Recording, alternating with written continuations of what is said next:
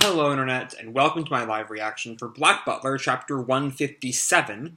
When we last left our heroes, we had Mayrin continuing her investigation of Heathfield Manor, where she found out that all of the maids that Baron Heathfield likes have been hooked up to these hospital beds to get their blood drained and kept unconscious in a secret room in Heathfield's room, which is also where she finds Mayrin. And while she's trying to get Mayrin out of there, Jane finds her. They start a fight, and we start a flashback about how Mayrin started working for CL, which I'm really not into, because the last thing this arc needs is more goddamn flashbacks. But we'll see, going into Chapter 157, The Butler Appraising. And our cover picture here is someone in really, dirty street urchin clothes, holding a slingshot.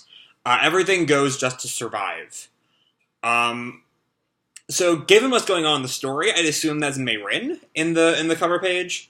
But it doesn't look like something Mayrin would wear. Though we've never met her before she was a maid, so maybe she did wear things like that. I don't know, we'll see. So we open in the same kind of flashback land we ended last week on. Well, it's not a bad deal, is it? Sebastian lifts up Mayrin's face. Those eyes. Won't you make the most of those for young master? And she looks at CL. Young master? Mayrin does look very masculine here, so maybe that the body here is Mayrin's.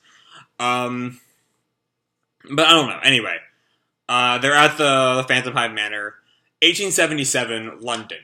And if I recall correctly, we're in 80 or 81, right? So this is probably 3 or 4 years ago. And a pair of beggars come up to these, rich, English women. Madam, got any spare change? Oh my, you poor thing, they're barefoot. Madam, will you spare them a little? I'll give you some change for bread. And right then, she, goes to, give them a little bit of money, from her purse. But something happens, and her earring, her, really, fancy, jeweled earring falls off. And a hand grabs it, probably the beggar's. Heh, thanks! And yeah, the beggar runs off with the fancy earring. The thieves! We didn't steal it, we found it lying on the pavement. And then the older woman turns to her companion. What happened? I don't know, my earring suddenly fell. And we see on a rooftop, the clothes were Mayrin, and it's her slingshot. She looks very young in this scene, though. Not older than maybe 13. And the other beggar calls up to her, or one of the two beggars calls up to her, Hey, Rin, we did it! And Mayrin gives us a little smirk. It's so big, Rin. Take a look at this. And we see Mayrin is really, really nearsighted, or I guess she'd be farsighted, because she was really good with a slingshot. But as the beggar approaches her, we can see that, it's really fuzzy. There are so many pearls on this. And Mayrin stops him.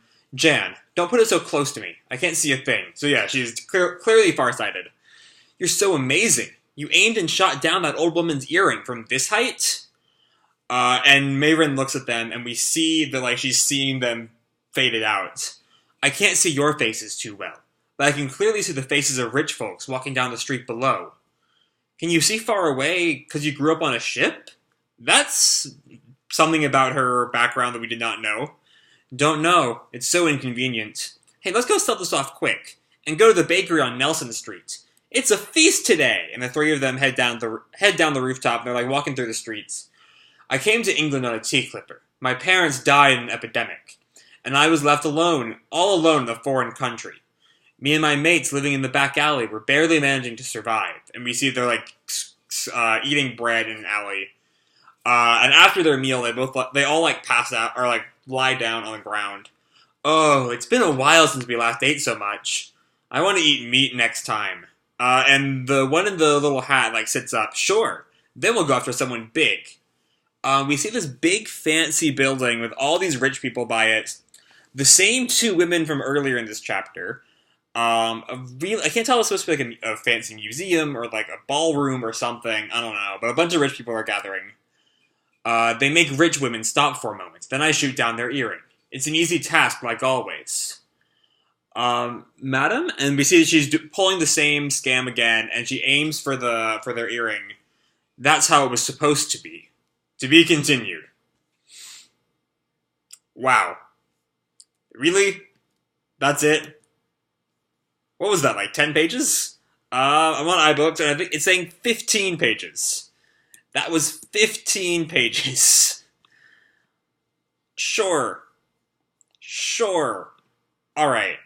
So yeah, all my worries from last month were completely justified. We got 15 pages of the first baby step, of the first part of the prologue to Mayrin's backstory. Yana, you have to stop this. Like, the story was finally picking up momentum again. You know, last chapter was a lot of fun, it was fast-paced, it was, we got answers, a fight started, and now we're going into flashback territory. And, like, especially because this is a monthly series, and especially because the chapters are so short, these flashbacks just cut into any momentum this series has going for it. It's why this arc has been so stop and start. And it's just kind of... I mean, it got old during 2CT. It's just bad now. And, like, it's a shame, because the flashback itself, if it was placed not mid-fight scene, would be good material. But also, I don't think we really need to know Mayrin's backstory. You know, like, it'd be one thing if Mayrin's backstory would be, like, coming back to haunt, the main narrative in some way. This would be relevant. Instead of just kind of elaborating on her loyalty to Ciel, which, you know, we don't need several months of backstory to establish. It's just getting old. Actually, hold on. Is this actually? I think it's only like 11 pages. I just counted. Yeah, it's 11 pages of content for a flashback.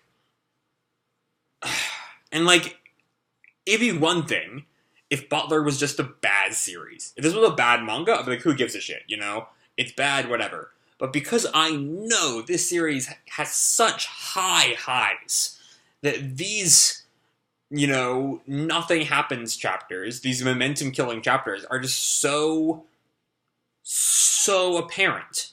Like, it has been almost 30 chapters since the 2CT reveal.